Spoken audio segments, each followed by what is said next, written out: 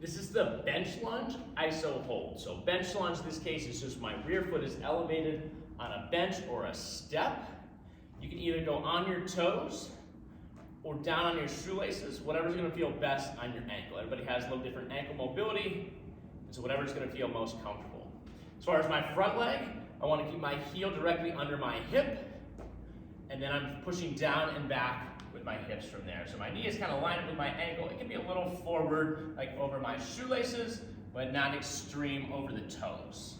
All right, so either way, make sure our chest, our posture is gonna be mirroring our shin angle. So I have a pretty vertical shin, I want a pretty vertical chest.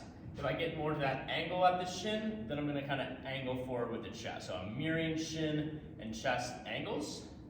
Iso hold, meaning we're gonna come up and we're gonna hold in a position. Okay, I think it's helpful to have a target.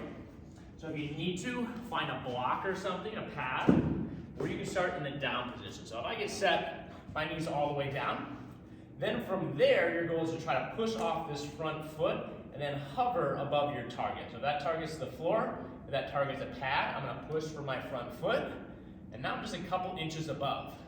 Maintaining my posture, I should feel the work in this quad and glute. I'm not sitting back into this hip. So a lot of times we can take the load off of this leg by relying on maybe our hip flexor on the back leg and just kind of sitting into that, which we don't want. So I want to think about loading my front foot, back foot's just for stability.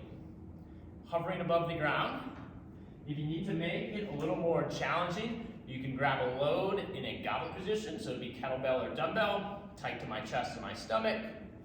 And now I'm really forcing that leg to hold that position. And it doesn't take long for the glutes and quads to start to kick in there. So that's the bench lunge iso hold or the rear foot elevated iso hold.